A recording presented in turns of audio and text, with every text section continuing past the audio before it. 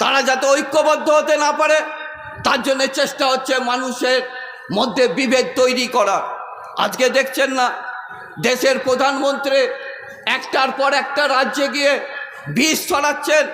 শুধু সংখ্যালঘুদের বিরুদ্ধে বিষ ছড়াচ্ছেন তা না, তারা সাধারণ আদিবাসীদের বিরুদ্ধে বিষ ছড়াচ্ছেন, তারা তপশিল জাতি মানুষের বিরুদ্ধে বিষ ছড়াচ্ছেন এবং জাতের ভিত্তিতে, ধর্মের ভিত্তিতে মানুষকে টুকরো করার খেলা যা সাম্রাজ্যবাদ দেখিয়েছিল, যা ইংরেজরা দেখিয়েছিল, আজকে আমাদের দেশের মাটিতে সেই কাজ করছে ভারতীয় জনতা পার্টি। বন্ধুগণ, সেই জন্যেই আমাদের কাছে সবথেকে বড় প্রশ্ন মানুষের ঐক্য, গরিব মেহনতি মানুষের ঐক্য, শোষিত মানুষের ঐক্য আমাদের গড়ে তুলতে হবে। আমাদের রাজ্যের যিনি আছেন তার যেমন দুর্নীতি চরম সীমায় পৌঁছেছে, গাঁয়ের লোক বলে 25-75 সরকার চলছে, 25 ভাগ টাকা এখানকার লোকেরা, তৃণমূলের লোকেরা লুট করবে, আর 75 ভাগ টাকা তাদের পাঠাতে হয় কালীঘাটে।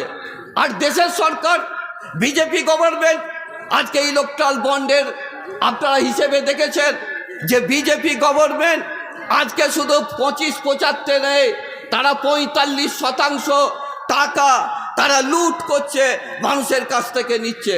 আজকে ইলেকট্রাল বন্ডে এটা স্পষ্ট হয়েছে। এই আগে আমরা মানুষ যখন কথা বলতো, এই করোনার পরে অনেক মানুষ কম বয়সের লোকের মৃত্যু ঘটছে, মানুষ কথা বলার চেষ্টা করত। এই মৃত্যুর পেছনে হয়তো করোনার যে ভ্যাকসিন তার একটা ভূমিকা আছে। আজকে আমরা কি দেখছি, ইলেকট্রাল বন্ডে সেই করোনার ভ্যাকসিনের যে অনুমতি পেয়েছেন, যার হয়ে আমাদের দেশের প্রধানমন্ত্রী সওয়াল করতেন, মানুষকে বলতেন এই ভ্যাকসিনটাও নেও, তিনি সেই ভ্যাকসিন সেরাম ইনস্টিটিউট তারা সরকারকে ঘুষ দিয়ে, আজকে এটা স্পষ্ট হয়েছে যে তারা সেই ঘুষ দিয়েছে সরকারকে, ফলে বুঝতে অসুবিধা হয় না। আমাদের দেশের ওষুধ কোম্পানিগুলো বিপুল পরিমাণে টাকা লুট হয়েছে।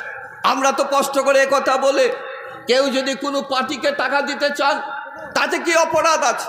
তার মধ্যে তো অপরাধ নেই, কিন্তু যদি সেই টাকা নেওয়ার সঙ্গে জনগণকে লুট করার সম্পর্ক থাকে, যদি সেই টাকা নেওয়ার সঙ্গে সস্তায় কন্ট্রাক্ট দেওয়ার ব্যবস্থা থাকে, যদি সেই টাকা নেওয়ার সঙ্গে আমাদের দেশের জনগণের